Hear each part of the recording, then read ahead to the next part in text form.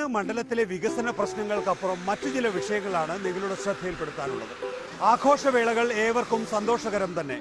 ആഘോഷങ്ങളുടെ മാറ്റുകൂട്ടാൻ വർണ്ണവിസ്മയങ്ങളുടെ പിന്നാലെ പോവുക എന്നുള്ളത് മലയാളിയുടെ ഒരു സ്വഭാവമാണല്ലോ.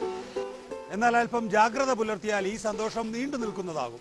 പടക്കങ്ങളും കമ്പിത്തിരികളും പൂത്തിരികളും ഒക്കെ കുട്ടികൾക്ക് ഏറെ ആവേശകരമാണ്. അവരോടുള്ള വാത്സല്യ നിമിത്തം നമ്മളിതൊക്കെ വാങ്ങി നൽകിയെന്നും വരും.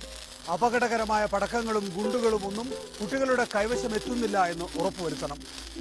പൊട്ടിത്തെറിക്കില്ലാത്ത പൂത്തിരികളാണെങ്കിൽ പോലും പരമാവധി സുരക്ഷിതത്വം പാലിക്കണം.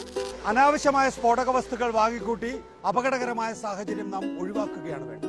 പ്രത്യേകിച്ചും പരവൂരിലെ കഴിഞ്ഞ ദിവസമുണ്ടായ വലിയ ദുരന്തത്തിന്റെ പശ്ചാത്തലത്തിൽ രാത്രികാലങ്ങളിൽ ശബ്ദത്തോടുകൂടിയുള്ള വെടിക്കെട്ട് ഹൈക്കോടതി ഇപ്പോഴേ നിരോധിച്ചിട്ടുണ്ടല്ലോ. ഓർക്കുക, അല്പം ജാഗ്രത. ഇനി മറ്റൊരു കാര്യം കൂടി, ആഘോഷത്തിന്റെ പേരിൽ അനാവശ്യമായ ആഡംബരം ഒഴിവാക്കുക. നമുക്ക് ചുറ്റും ഒരു നേരത്തെ ആഹാരം പോലും സാധിക്കാത്ത നിരവധി പേരുണ്ട്. അവരുടെ കാര്യം കൂടി നമ്മൾ ഓർക്കണം. മറ്റുള്ളവർക്ക് കൂടി പങ്കുവെക്കുമ്പോഴാണല്ലോ നമ്മുടെ സന്തോഷം ഇരട്ടിക്കുക. ഈ ആഘോഷവേള അതിനുള്ളതാകട്ടെ.